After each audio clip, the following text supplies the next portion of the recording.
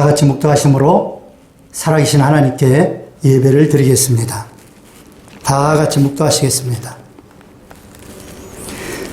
야훼께 감사하라. 그는 선하시며 그 인자하심이 영원하미로다. 신들 중에 뛰어난 하나님께 감사하라. 그 인자하심이 영원하미로다. 주들 중에 뛰어난 주께 감사하라. 그 인자하심이 영원하미로다. 홀로 큰 기이한 일들을 행하시는 이에게 감사하라. 그 인자하심이 영원하미로다. 지혜로 하늘을 지으신 이에게 감사하라. 그 인자하심이 영원하미로다. 땅을 물 위에 펴신 이에게 감사하라. 그 인자하심이 영원하미로다. 큰 빛들을 지으신 이에게 감사하라. 그 인자하심이 영원하미로다. 해로 낮을 주관하게 하신 이에게 감사하라. 그 인자하심이 영원하미로다.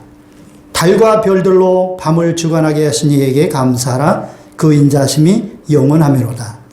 애굽의 장자를 치신 이에게 감사하라. 그 인자하심이 영원하미로다. 이스라엘을 그들 중에서 인도하여 내신 이에게 감사하라. 그 인자하심이 영원하미로다.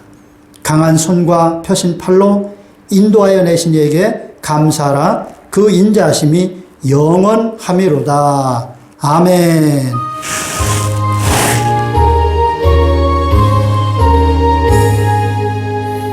만복의 근원 하나님, 온 백성 찬송 드리고 저 천사여 찬송하세. 찬송 성부 성자 성령. 아멘.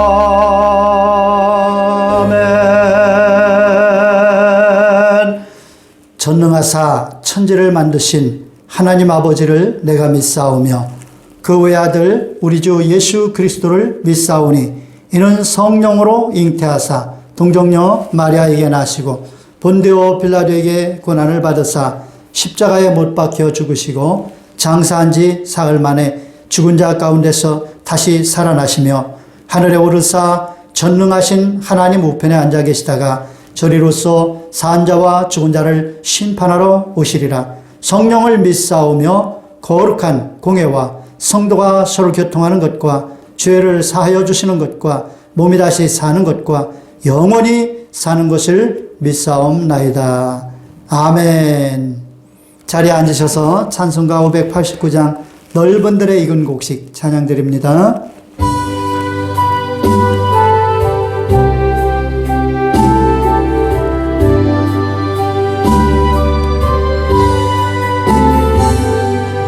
넓은 들의 익은 곡식 황금 물결 비치며 어리든지 태양빛에 양기 진동하도다. 무르익은 저 곡식은 낯을 기다리는데 때가 지나가기 전에 어서 추수합시다. 추수할 것 많은 이때 일꾼 매우 적으니 열심히 있는 일꾼들을 주여 보내주소서. 무르익은 저 곡식은 낯을 기다리는데 때가 지나가기 전에 어서 추수합시다.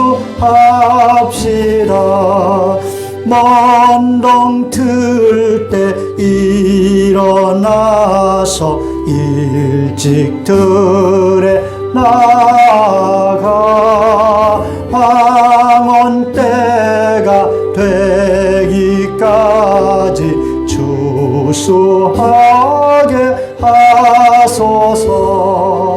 무르익은 저곡식은 낫을 기다리는데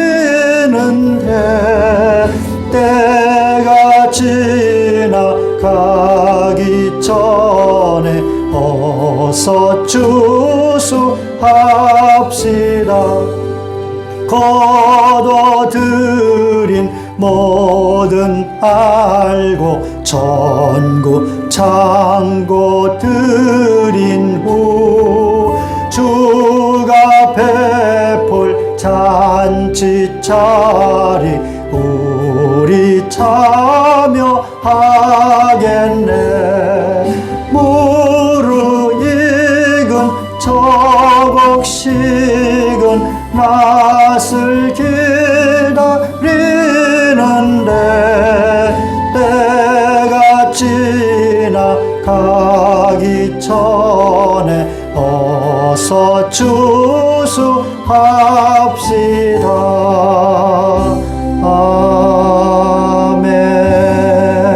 아멘. 다 같이 기도하겠습니다. 사랑과 은혜가 충만하신 하나님, 이 코로나로 힘들고 어려운 때에 저희들을 눈동자처럼 지켜주시고 돌봐주심을 감사드립니다. 거룩한 주일을 맞이해서 하나님께 예배드리는 처소처소마다 하나님 임재하여 주시고 예배를 받으시고 은혜와 복을 허락하여 주옵소서. 모든 문제를 해결하고 질병을 이기고 마귀를 쫓아내고 하나님의 영광을 드러내는 능력 있는 믿음의 사람들로 세워 주시옵소서. 이 땅에서 요즘 모든 교회들을 붙드시고 주의 종들에게 성령의 충만함을 주시고 교회 일꾼들에게 성령의 충만함을 주시고 모든 주의 백성들에게 성령의 능력을 부어 주시어서 교회가 살아나고 세상의 빛과 소금의 역할을 잘 감당해서 이 어두운 세상에서 어둠을 몰아내고 삶을 이룬 세상에 살맛을 내는 교회 되게 하옵소서. 이 나라의 민족을 지켜주시옵소서. 정치, 경제, 군사, 사회, 문화, 교육, 산업 모든 면에서 하나님께서 주관하시고 간섭하시고 다스려 주시옵소서. 모든 죄악들이 소멸되게 하여 주옵소서. 불의와 부패가 사라지게 하시고 정의와 공의가 강물같이 흘러넘치는 나라 되게 하여 주옵소서. 의지로운 전국을 주님께서 바로잡아 주시옵소서. 입법, 사법, 행정부 주여 삼부를 주님께서 온전히 주관하여 주셔서 이 나라가 안정된 가운데 발전되게 하시고 하나님께 영광 돌리는 거룩한 나라 되게 하옵소서. 남북한이 복음적으로 평화통일 이루게 하시고 북한 동포들 하루속히 자유함을 얻고 하나님을 마음껏 섬기며 찬양하며 영광 돌리는 복된 날이 신속히 다가오게 하여 주시옵소서. 다산 충만한 기회를 복 주시고 능력 있게 하셔서 사용하여 주옵소서. 빌라델피아 교회처럼 작지만 큰 일을 할 수 있는 교회로 쓰임받게 하여 주옵소서.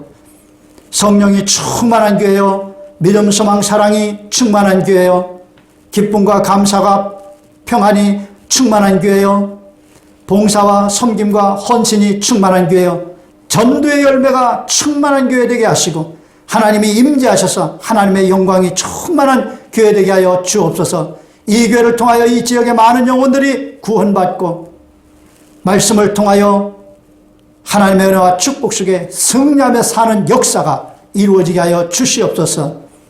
오늘 말씀 전하는 종을 온전히 성령께서 감동하시고 사용하여 주시어서 생명의 말씀, 은혜의 말씀, 능력의 말씀, 축복의 말씀, 기적의 말씀 하나님께서 전하시기 원하시는 그 말씀만 전할 수 있도록 붙들어 주시고 사용하여 주옵소서.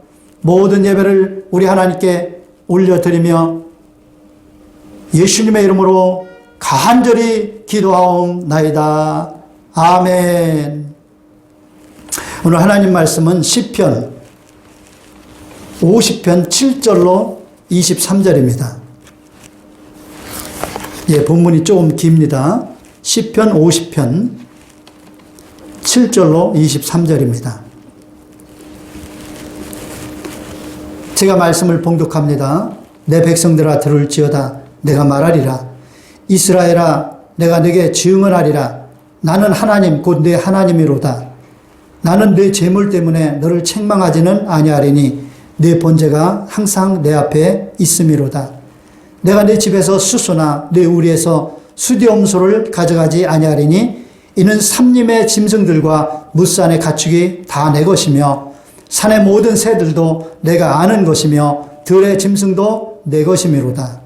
내가 가령 주려도 내게 이르지 아니할 것은 세계와 거기에 충만한 것이 내 것이미로다. 내가 수수의 고기를 먹으며 염소의 피를 마시겠느냐?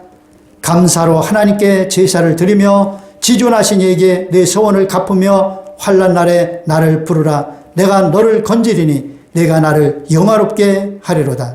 악인에게는 하나님이 이르시되 내가 어찌하여 내 율례를 전하며 내 언약을 내 입에 두느냐?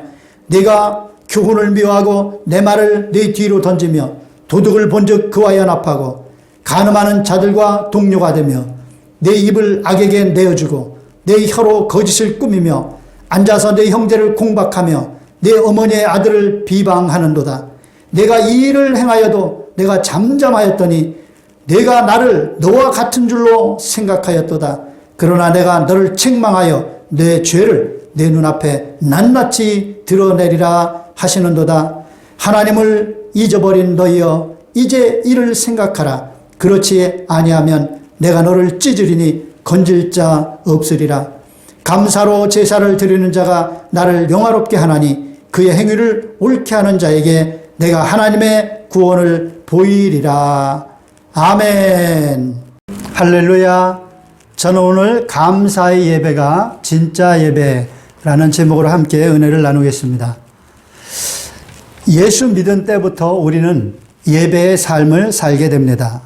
예배는 구원받은 성도의 삶에서 가장 중요한 부분입니다.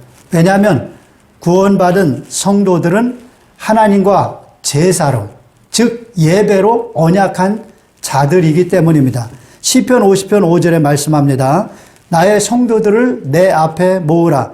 그들은 제사로 나와 언약한 이들이니라. 아멘. 사랑하는 여러분, 혹 지금까지 예배를 소홀히 했었다면 회개하고 오늘부터 예배를 가장 중요하게 여기셔서 예배를 잘 드리는 여러분 되시기를 축원합니다. 그러면 어떻게 예배를 드리는 것이 예배를 잘 드리는 것일까요? 우리는 예배 드릴 때 형식만 있는 예배를 드려서는 안 됩니다. 정신이 살아있는 예배를 드려야 합니다. 사실 형식은 정신을 담기 위한 그릇입니다. 컴퓨터에 하드웨어가 있는데 그 하드웨어는 그 자체가 목적이 아닙니다. 소프트웨어를 담기 위해서 만든 그릇에 불과합니다. 마찬가지로 우리가 예배 드릴 때에도 예배의 형식이 필요합니다. 그러나 예배의 알맹이, 그 내용이 제대로 되어 있지 않다면 그 예배의 형식은 무가치하고 무의미한 것입니다. 그러므로 형식도 있어야 하되 정신이 없는 예배가 되어서는 안 된다는 것입니다.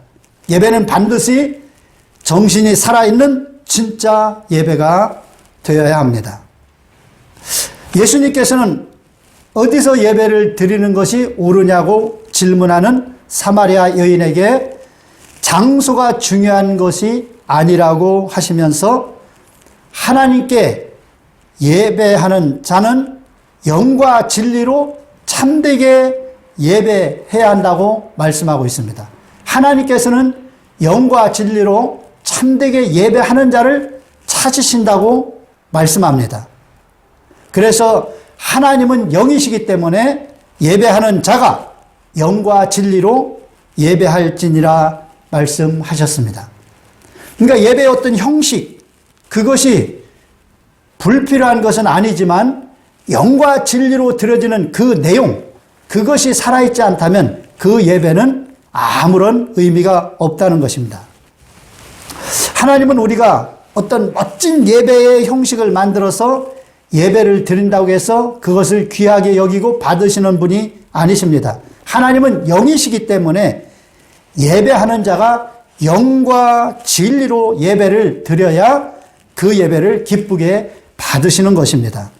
오늘 본문 말씀 시편 50편 8절로 15절에 보면 하나님께서 어떤 예배를 받으시는지에 대해서 잘 보여주고 있습니다.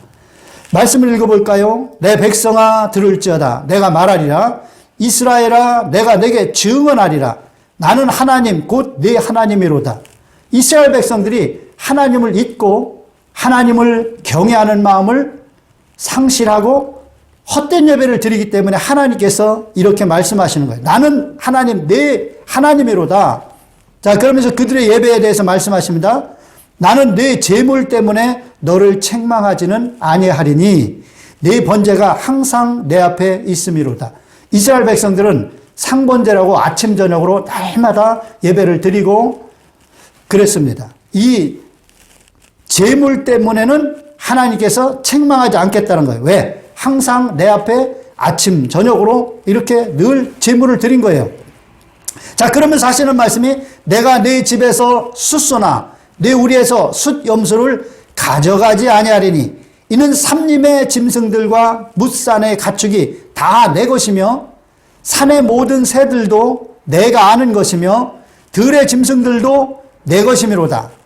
가령 내가 줄여도 내게 이르지 아니할 것은 세계와 거기에 충만한 것이 내 것이미로다.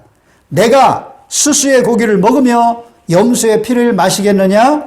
감사로 하나님께 제사를 드리며 지존하신 이에게 내 서원을 갚으며 환난 날에 나를 부르라. 내가 너를 건지리니 내가 나를 영화롭게 하리로다. 아멘. 이스라엘 백성들은 오랫동안 모세의 율법을 지키면서 그 율법에 보면 제사법이 있죠. 그 제사법에 따라서 오랫동안 제사를 드려왔습니다. 날마다 드리는 상번제라고 아침 저녁에 그렇게 제사를 드렸고요. 절기 때에 모여서 제사를 드리고 또 백성들이 와서 제사를 드리려고 하면 수시로 그렇게 제사를 드렸습니다. 그런데 오랫동안 제사를 드리다 보니 익숙해진 형식에 따라서 마음이 없는 무미건조한 형식적인 예배를 제사를 드리게 된 것입니다. 마음이 없는 제사, 이것을 하나님께서 지적하신 것입니다. 마음이 없는 제사, 그 무수한 제물을 드릴 때에 그것은 하나님께서 받으실 수가 없다는 거예요. 왜냐하면 그 제물을, 마음이 없이 드리는 그 제물을 받을 바에야 온 천지에 널려있는 그 모든 짐승들, 하나님께서 창조하신 그 짐승들 너무나도 많습니다. 거기에서 하나님께서 그냥 취하시면 되는 거예요. 그러므로 그 짐승들을 잡아서 하나님 앞에 제사를 드릴 때 그건 형식이지만 그 제물을 드릴 때 그들이 진정한 감사함으로 그 제물을 드려야만 그게 참된 예배가 된다는 거예요. 그래서 감사로 하나님께 제사를 드리며 지존하신 이에게 내 서원을 갚으며 환난 날에 나를 부르라. 내가 너를 건지리니 내가 나를 영화롭게 하리로다. 이렇게 말씀하고 있는 것이죠. 그러니까 감사로 제사를 드리면 하나님께서 그 제사를 받으시고 기뻐하시는 중에 우리의 모든 삶 가운데 환난을 제거하신다는 거예요. 물론 우리가 이제 서원한 것을 하나님께 갚지 않으면 그 서원한 것을 갚지 않기 때문에 환난이 올 수가 있습니다. 그러므로 그 서원한 것은 반드시 해결해야 됩니다. 그리고 우리가 이제 감사로 제사를 드리면 하나님께서 그 제사를 받으시고 하나님께서 제사를 받으시면 기뻐하시는 등의 그 제사하는 자들에게 하나님께서 축복을 주시는 거예요. 요즘 젊은이들이 결혼도 안 하고 결혼을 해도 자식을 낳지 않고 살겠다고 합니다. 그만큼 자식을 낳아서 키우는 것이 어렵다는 것이죠. 자식을 낳아서 키우다 보면 좋은 때를 다 보내고 늙어버리면 무슨 삶에 재미가 있느냐는 것입니다. 맞습니다. 맞아요. 자식 낳아 키우는 거 보통 힘든 일이 아닙니다. 열심히 돈을 벌어서 먹이고 입히고 공부시키고 그렇게 하는 것은 기본이고 또 이 자식이 세상에서 나쁜 물 들어가지고 잘못되면 어떻게 하나 자식을 낳은 부모는 늘 노심초사하면서 살아야만 하는 것입니다. 그래서 오죽하면 무자식 상팔자라는 말까지 생겨났겠습니까? 자식이 있으면 자식들을 뒷바라지하고 또 자식들이 잘못될까봐 늘 마음 쓰는 이것이 부모님들이 정말 힘들고 어려운 일입니다. 그래서 자식이 많은 부모들은 이 자식들 키우느라고 정신없이 살아갑니다. 그러다 보면 순식간에 청춘이 다 지나가고 인생의 황혼기를 맞이하게 됩니다. 그때 이제 뒤를 돌아보면서 덧없이 흘러간 청춘에 지금까지 뭐하고 살았나 하는 아쉬움과 허무함에 우울감에 잡히기도 하는 것입니다. 그런데 여러분, 이때 자식들이 다가와서 진정한 마음으로 부모님, 저를 낳아주셔서 정말로 감사합니다. 저를 키워주셔서 정말로 감사합니다. 이렇게 말을 해주면 우울증이 다 사라져버립니다. 자식을 키우느라고 그 청춘 다 날려버려서 아쉬웠던, 그 허무했던 이런 마음에서 다가온 그 우울함이 순식간에 눈 녹듯이 사라져버리고 마는 것입니다. 사랑하는 여러분, 영의 아버지이신 하나님께서도 우리가 하나님 아버지께 나아가서 영과 진리로 하나님 아버지 저를 자녀 삼아주신 것 진심으로 감사드립니다. 제가 대한민국에 태어나서 어떻게 이렇게 하나님의 자녀가 되었는지 정말 너무나도 신묘막측하고 감사할 뿐입니다. 이렇게 감사하다고 하나님께 말씀을 드리면 하나님 아버지께서는 얼마나 기뻐하시는지 몰라요. 여러분이 하나님께 감사를 좀 자주 하시기를 주님의 이름으로 축원합니다. 하나님께서 감사할 때 기뻐하시고 영광을 받으시는 것입니다. 제일로 기뻐하시는 거예요. 여러분, 이제 추수감사절이 되었습니다. 추수감사절은 성경적으로 보면 수장절, 그래서 곡식을 추수해서 저장하는 그 절기를 지키는 것과 성격이 같습니다. 하나님께서 주신 곡식을 거두어서 저장하면서 그 곡식을 주신 하나님께 감사하는 절기이죠. 그런데 오늘날 우리가 지키는 추수감사절은 미국에서 넘어왔습니다. 그 추수감사절은 사연이 있지요. 아마 교회를 오래 다니신 분들은 수도 없이 들어서 그걸 다 알 것입니다. 그렇지만 다시 한번 제가 대략적으로 중요한 내용만 살펴보면 때는 1620년입니다. 영국의 청교도들 102명이 27톤 정도 되는 범선을 타고 대서양을 항해합니다. 66일간의 항해 끝에 미국 플리머스로 거기에 도착했는데 그때는 겨울이었습니다. 항해에 너무나도 힘들고 지쳐서 병들어서 죽은 사람들이 거의 절반 가까이 됐습니다. 그리고 이어서 그 추운 겨울을 나면서 먹을 것도 제대로 없고 날씨는 춥고 그 겨울을 나면서 또 많은 사람들이 쇠약해지고 죽고 그랬습니다. 그래서 거의 절반이 죽었다고 그래요. 자, 그러면서 이제 겨울이 끝나고 봄이 되었을 때 참 하나님의 은혜로 인디안들과 좀 친화가 이루어져서 인디안들의 도움을 받아서 이제 땅을 일구고 씨앗을 뿌려서 얼마 후에 이제 곡식을 거두게 됩니다. 그런데 너무나도 보잘것없는 추수였습니다. 그럼에도 불구하고 이제 그들은 새로운 대륙에 와서 이렇게 하나님 주신 곡식을 먹으면서 하나님께 마음껏 감사와 찬양과 영광을 드리면서 살 수 있게 되었다는 것에 너무너무 감사해서 감격해서 눈물을 흘리며 그 씨앗을 주고 농사법을 알려준 인디안들을 초청해서 함께 하나님께 감사 예배를 드리고 축제를 한 거기에서 이 추수감사절이 유래했습니다. 이 청교도들은 정말 감사할 수 없는 상황에서 감사를 했습니다. 사랑하는 가족들을 거의 절반이나 잃었어요. 그리고 그 추수한 것도 정말 보잘것없는 추수였습니다. 그래서 그들은 어찌 생각하면 원망하고 불평할 수도 있는 상황이었습니다. 그럼에도 불구하고 그들은 하나님께 진정한 감사를 드렸습니다. 감사할 수 없는 그런 상황에서 그들은 진정으로 하나님께 감사를 드렸습니다. 이 감사의 정신이 오늘날 이 거대한 초강대국 미국을 만든 것입니다. 500년 전만 해도 인디안들이 살고 있던 그 미국 대륙은 정말 미개한 나라였습니다. 그런데 이 청교도들이 들어가서 하나님께 감사로 제사를 드리면서 하나님의 복을 받기 시작하는데 300년, 400년이 지난 후에 미국은 세계 최대 강국이 되었던 것입니다. 이 감사 예배를 하나님께서 얼마나 기뻐하시는지를 여러분이 꼭 깨달으시고, 여러분이 지금 처한 상황이 아무리 어렵고 힘들어도 감사하면서 살게 되시기를 주님의 이름으로 축원합니다.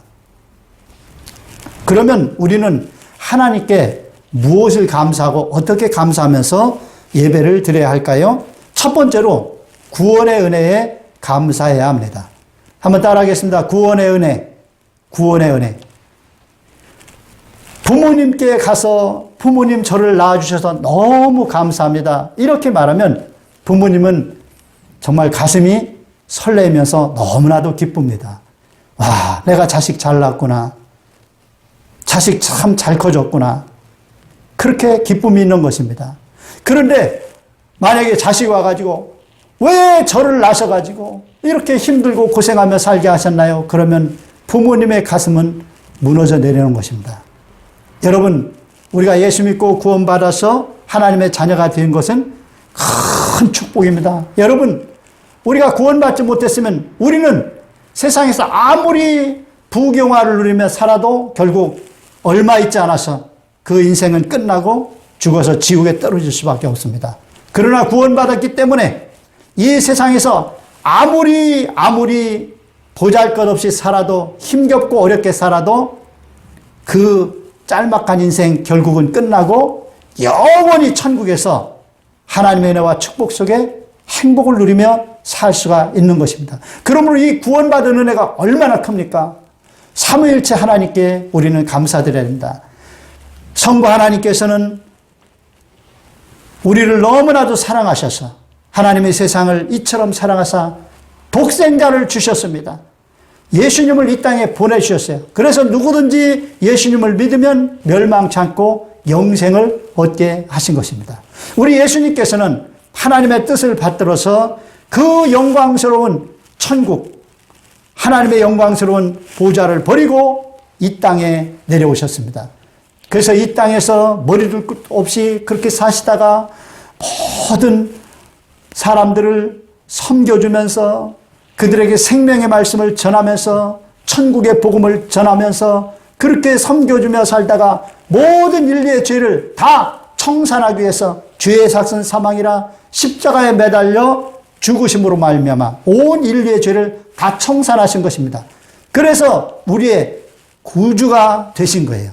이제 누구든지 예수 믿고 구원받기만 하면 죄사함 받고 하나님의 자녀가 되어 천국에 들어갈 수 있게 되는 것입니다. 그런데 우리가 이 복음을 받아도 예수님께서 우리 죄를 청산하기 위해 십자가에 달려 돌아가심으로 우리의 구주가 되셨습니다. 그러므로 예수님을 구주로 영접하면, 믿고 영접하면 누구나 남녀노소 빈부 귀천할 것 없이 누구나 구원받아 하나님의 자녀가 됩니다.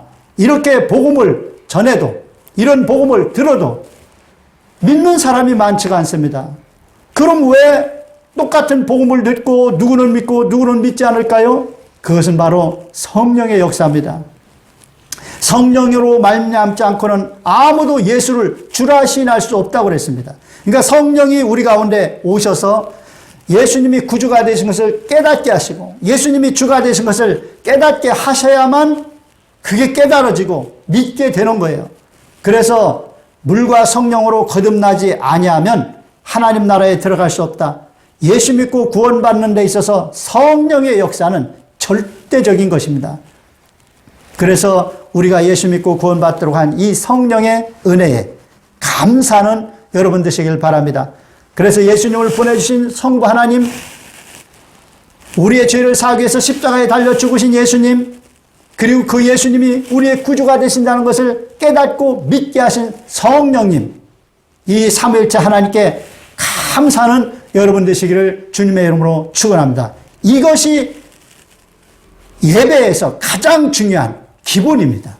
그러므로 여러분은 날마다 기도할 때든지 예배할 때든지 찬양할 때든지 삼위일체 하나님께 구원해 주신 그 은혜와 사랑에 감사하며 사는 여러분 되시기를 주님의 이름으로 축원합니다.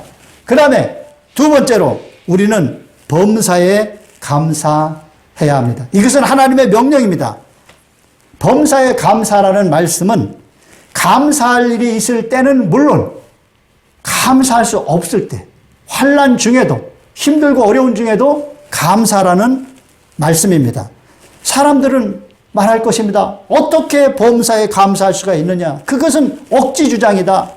감사할 것이 있을 때 감사하는 것도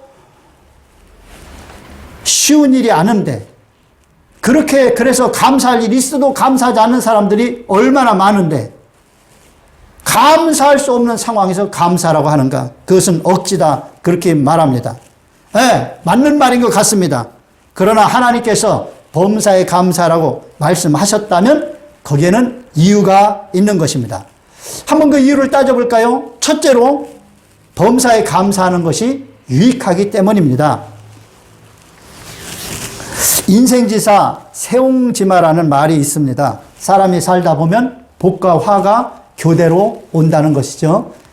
이것은 저 중국 변방의 한 노인이 말을 키우고 있었는데 그 말이 어느 날 그 국경을 넘어서 딴 나라로 가버렸습니다.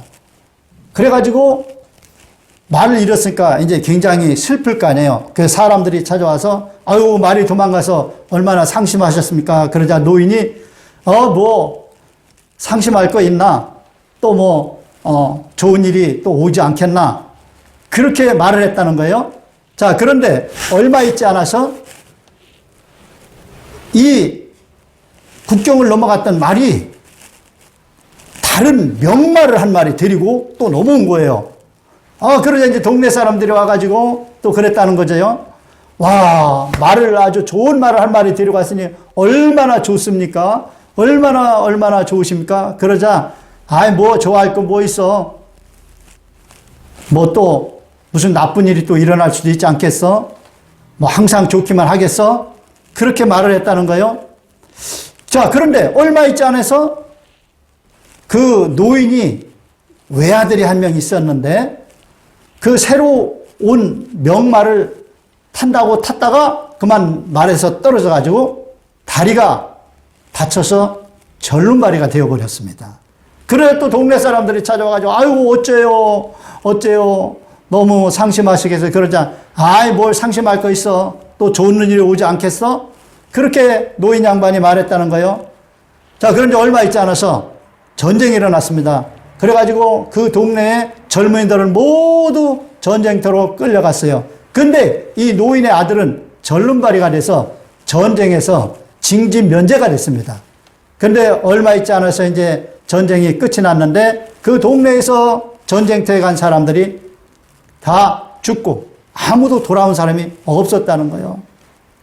그래서 결국 이 노인의 아들은 다리가 부러진 바람에 다리가 부러져서 절름발이가 된 바람에 살아남게 되었다는 것이죠. 결국 복과 화가 이렇게 겹쳐서 온다 해서 이 노인의 말이란 뜻으로 세옹지마라 그런 말이 나온 거예요.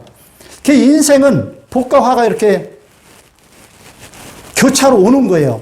그렇다면 우리가 복이 왔을 때 감사해야죠. 그 감사하고 그것은 좋은 것입니다. 그런데 화가 왔을 때에는 또 복이 오겠지 이렇게 생각하고 복을 기대하면서 마음을 긍정적으로 하고 그렇게 대처해 나가는 것이 유익하다는 거예요. 만약에 어려움을 당하고 화가 왔을 때에 그것 때문에 마음의 고통을 당하고 힘들어하고 의기소침하고 그러면 인생이 완전히 망쳐버리는 것입니다.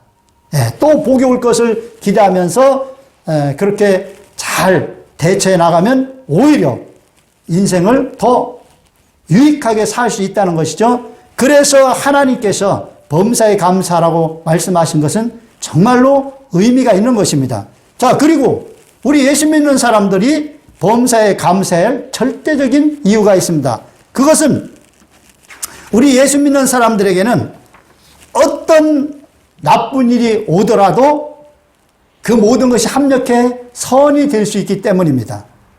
우리 하나님께서는 말씀하셨어요. 로마서 8장 28절입니다. 하나님을 사랑하는 자, 곧 그의 뜻대로 부르심을 입은 자들에게는 모든 것이 합력하여 선을 이루느니라. 아멘. 얼마나 좋은 말씀입니까? 우리가 하나님을 사랑하는 마음이 있고 그래서 하나님의 말씀 뜻에 순종하며 살아가기만 한다면 우리 삶에 어떤 환난, 역경, 고난, 안 좋은 일이 오더라도 그 모든 것들은 다 합력해서 선이 이루어진다는 거예요. 그러므로 안 좋은 일이 와도 정말 극심한 고난이 와도 감사할 수가 있다는 것이죠. 이러기 때문에 하나님께서 범사에 감사라고 말씀하신 것입니다. 여러분, 우리가 가끔 영화를 보지 않습니까? 근데 영화 명작을 보면 사람들의 혼을 빼게 만듭니다. 그래서 그 영화를 보는 내내 시간 가는 줄 모르고 막 초긴장을 해가지고 집중해서 손에 땀을 쥐고 영화를 보게 되는데, 자, 그런 명작 영화의 특징은 주연 배우가 반드시 아주 극심한 고난을 당한다는 것입니다. 너무 억울한 일을 당해서 정말 죽을 지경인 그런 상황에 처하든지 아니면 어떤 위협을 당해가지고 죽을 고비를 맞이하든지, 그리고 어떤 때는 정말 죽는 것 같은 그런 상황이 오기도 합니다. 그러나 우리는 압니다. 주인공은 절대로 죽지 않습니다. 그럼에도 불구하고 영화를 보는 내내 아우 저러다 저 주인공 죽으면 어떻게 하나 마음 졸이면서 그렇게 보는 것입니다. 그러나 주인공이 절대 안 죽는 이유가 있습니다. 왜냐하면 주인공이 죽으면 영화가 의미가 없어져요. 그래서 감독은 그 주인공이 절대로 죽지 않도록 합니다. 죽은 경우에도 어떻게 하다 보면 또 살아나 있어요. 저는 그런 영화 몇 개 봤어요. 분명히 높은 벼랑에서 떨어져서 죽었어요. 그런데 보니까 누군가가 데려다가 또 살려놨더라고요.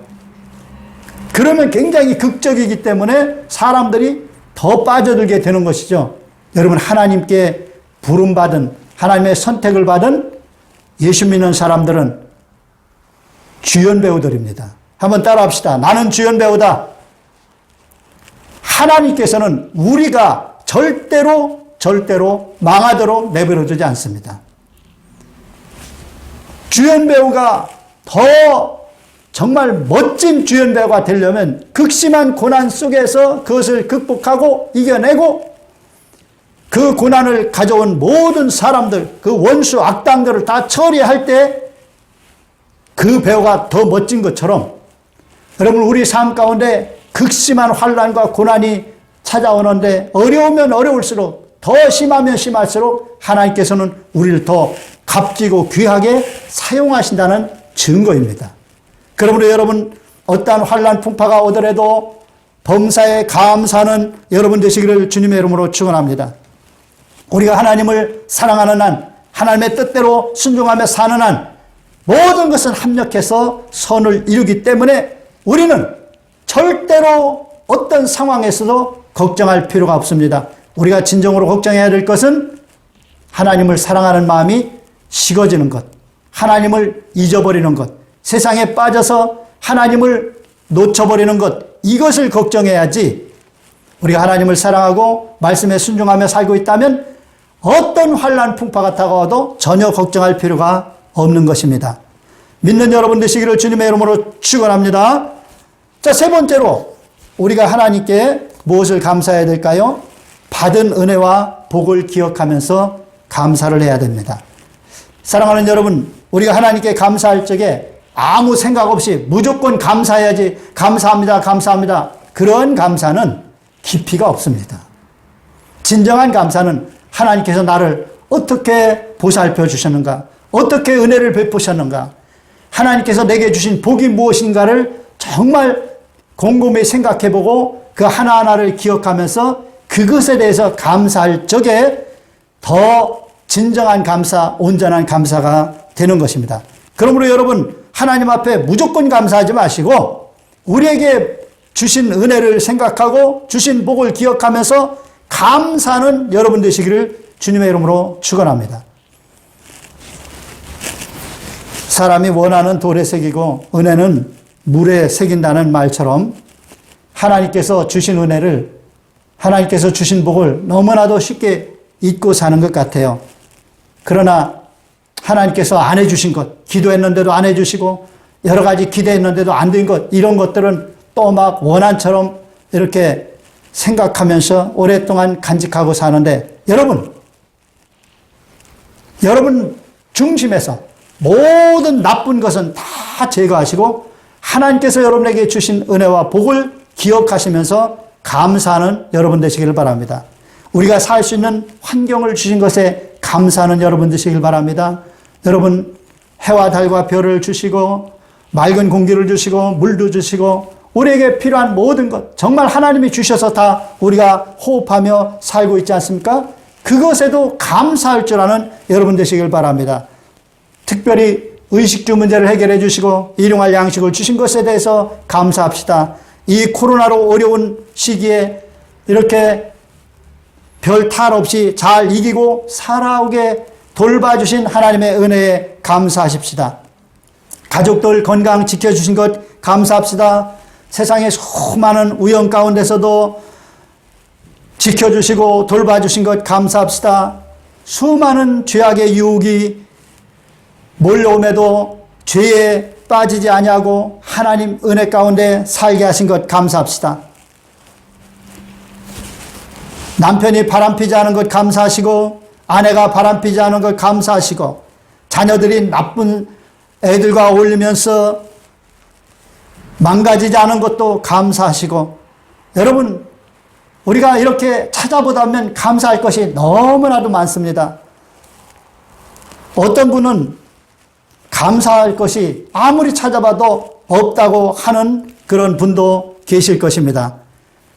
그런 분에게 저는 권면을 드립니다. 그래도 감사할 거리를 계속 찾으시길 바랍니다. 찾고 또 찾다 보면 감사할 거리가 보일 것입니다. 그리고 우리가 감사할 것을 찾고 찾아도 정말 감사할 것이 없다면 그렇게 하나님께 감사하고 싶어서 그 감사할 거리를 찾는 그 모습을 하나님께서 보시고 긍휼히 여기셔서 감사거리를 주실 줄로 믿습니다. 그러나 원망 불평거리를 찾고 원망 불평거리만 늘 생각하며 살다 보면 하나님께서는 저놈은 준 것은 기억하지 못하고 원망 불평만 해. 그래서 준 것까지도 다 빼앗아 가시는 것입니다. 그래서 있는 자에게는 더 주시고 없는 자는 그 있는 것까지도 빼앗는다는 이 말이 하나님께서 가난한 자꾸 뺏는다는 말이 아닙니다. 우리가 하나님께 받은 것 생각하면서 감사하지 않고 늘 원망불평하는 이런 자 것은 다 뺏어 가신다는 거예요. 그러나 하나님께서 주신 것 정말 작은 거 하나에도 감사하고 그 있는 것 그것을 바라면서 하나님께 감사로 예배를 드리면 더하여 주신다는 것입니다. 깨닫는 여러분 되시길 주의 이름으로 축원합니다. 사랑하는 여러분, 원망불평은 절대로 하지 마시기를 바랍니다. 원망불평을 하다 보면 하나님을 잊어버리게 됩니다. 하나님을 잊어버리고 악행을 행하면 반드시 망하게 되는 거예요. 그래서 오늘 본문 시편 51편 16절로 21절에 이렇게 말씀합니다. 악인에게는 하나님이 이르시되 내가 어찌하여 내 율례를 전하며 내 언약을 내 입에 두느냐. 내가 교훈을 미워하고 내 말을 내 뒤로 던지며 도둑을 본즉 그와 연합하고 간음하는 자들과 동료가 되며 내 입을 악에게 내어주고 내 혀로 거짓을 꾸미며 앉아서 내 형제를 공박하며 내 어머니의 아들을 비방하는도다. 내가 이 일을 행하여도 내가 잠잠하였더니 내가 나를 너와 같은 줄로 생각하였도다. 그러나 내가 너를 책망하여 내 죄를 내 눈앞에 낱낱이 드러내리라. 요즘 정치권 많이 시끄럽지 않습니까? 정말 도둑과 연합하고 거짓말을 하고 간음하는 이 무리들, 이 악한 무리들, 하나님께서 가만히 계시니까 니나 내나 똑같은 줄 아느냐 이리 말씀하십니다. 이제 하나님께서는 드러내시고 심판을 하시는 것입니다. 여러분, 악인에게는 없는 중요한 특징이 하나 있습니다. 그것은 감사를 하지 않는다는 것입니다. 악인은 악한 것을 늘 생각하고 악을 추구하기 때문에 감사할 마음이 생길 수가 없습니다. 강팍한 마음만 생깁니다. 물론 사기치기 위해서 거짓말로 감사하기는 하겠지요. 그러나 그것은 진정한 감사가 아닙니다. 악인들은 악한 생각만 하기 때문에 참된 감사도 없어요. 그리고 뭔가 잘못하면 변명만 하고 절대로 사과하지도 않습니다. 여러분, 정치권에서 정말 사과 잘하는 정치인들이 진짜 양심적인 사람입니다.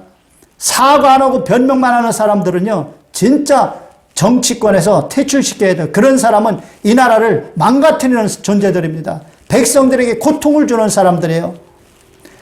이 나라 대통령을 보십시오. 사과를 할 줄 모릅니다. 이 나라가 이렇게 망가졌는데도. 이래서는 안 되는 거예요. 여러분, 사람이 하다 보면 잘하려고 해도 실수할 수가 있어요. 그런데 회개도 하지 않고 사과도 하지 않고 이런 사람은 악한 사람인 것입니다. 사랑하는 여러분, 여러분의 삶에 하나님께 대한 감사가 사라지지는 않았습니까?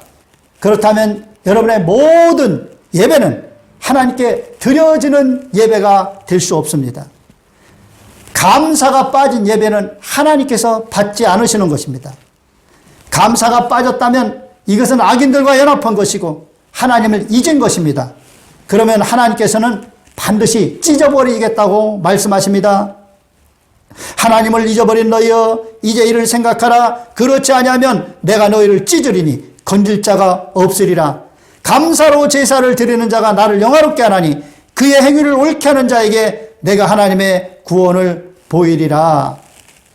악인들은 하나님을 잊고 삽니다. 그래서 악을 행하는 거예요. 그런 사람들은 하나님께서 반드시 찢어버리겠다는 거예요. 감사로 제사를 드리는 자가 하나님을 영화롭게 하기 때문에 하나님께서 그런 사람을 모든 어려움에서 건져내 주시고 하나님을 영화롭게 하기 때문에 하나님께서 은혜와 축복을 주시는 거예요. 사랑하는 여러분, 하나님께 감사로 예배를 드려서 하나님께 영광을 올려드리고 하나님을 영화롭게 하고 또 사랑하는 가족과 이웃들에게 따뜻한 감사를 전하며 사는 여러분 되셔서 하나님의 은혜와 복을 넘치게 받으시기를 예수님의 이름으로 축원합니다. 이 시간 몸이 아픈 분은 아픈 자리에 손 얹으시고요. 소원이나 기도 제목, 문제가 있는 분 가슴에 손을 얹으시기 바랍니다. 성령 충만 받기를 원하시는 분 가슴에 손을 얹으시기 바랍니다. 제가 기도합니다. 살아계신 하나님, 이 시간 믿음으로 손을 얹었사오니 손을 얹은 심령마다 주께서 역사하여 주셔서 모든 질병이 떠나가게 하시고 문제가 해결되게 하시고 기도마다 응답되게 하시고 소원이 성취되게 하여 주옵소서. 나사렛 예수 이름으로 명하노니 머리끝에서 발끝까지 오장육부 관절 골수 조직세포에 있는 모든 질병은 떠나갈지어다. 병만은 떠나갈지어다. 망가진 곳은 정상으로 회복될지어다. 소화기계통, 호흡기계통, 신경계통, 순환기계통 주여 정상으로 회복되도록 고쳐 주시옵소서. 기도 제목마다 응답받아서 살아계신 하나님을 간증하며 하나님께 영광 돌리며 복음 전할 수 있게 하여 주시옵소서. 성령 충만 주시옵소서. 성령과 불을 받아서 힘있게 복음 전하며 능력 있는 신앙생활을 하게 하옵소서. 예수님의 이름으로 복을 받을지어다. 성령의 충만함을 받을지어다. 예수님의 이름으로 축복하고 기도하옵나이다. 아멘. 여러분의 믿음대로 될지어다. 아멘. 코로나가 좀처럼 해결되지가 않습니다. 우리 교회가 기도할 것이 많을 줄로 압니다. 그동안에 하나님을 신실하게 섬기지 못한 것, 열심히 복음 전하지 못하고 또 말씀대로 온전히 순종하지 못하고 많이 세상과 타협하면서 살았던 것 이제 철저히 회개하고 하나님 이 코로나를 지하여 주옵소서. 우리가 합심으로 기도하면 하나님께서 지혜해 주실 줄로 믿습니다. 코로나가 물러가고 복음의 문이 활짝 열리도록 우리 기도하고 몸된 교회가 다시 한번 부흥 성장하도록 우리 날마다 기도하십시다. 드린 예물 하나님 앞에 바치겠습니다. 사랑과 은혜가 풍성하신 하나님, 이 어려운 중에도 우리에게 필요한 모든 것 채워주셔서 감사를 드립니다. 하나님께서 주신 것 그 일부를 감사함으로 떼어서 하나님께 구별하여 예물로 올려드립니다. 기뻐 받아주시고 드린 손길마다 드린 물질에 30배, 60배, 100배로 채워주셔서 항상 모든 일에 모든 것이 넉넉하여 모든 착한 일을 더 넘치게 하게 하여 주시옵소서. 이 물질 쓰여짐으로 많은 영혼들 구원하고 하나님의 귀한 사역들이 큰 열매를 거두게 하여 주시옵소서. 예수님의 이름으로 축복하고 기도하옵나이다. 아멘.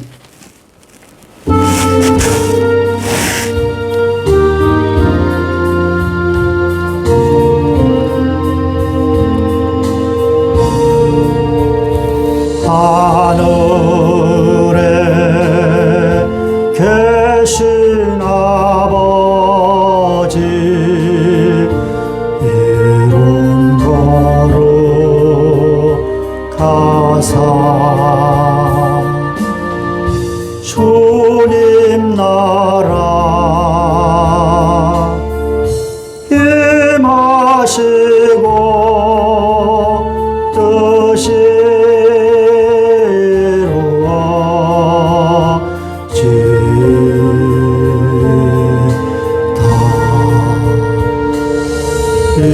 일용할 양식 주시고 우리들의 큰 죄 다 용서하옵시고 또 시험에 들게 마시고 악에서 구원하소서. 대개 주의 나라 주의 권세 주의 영광 영원히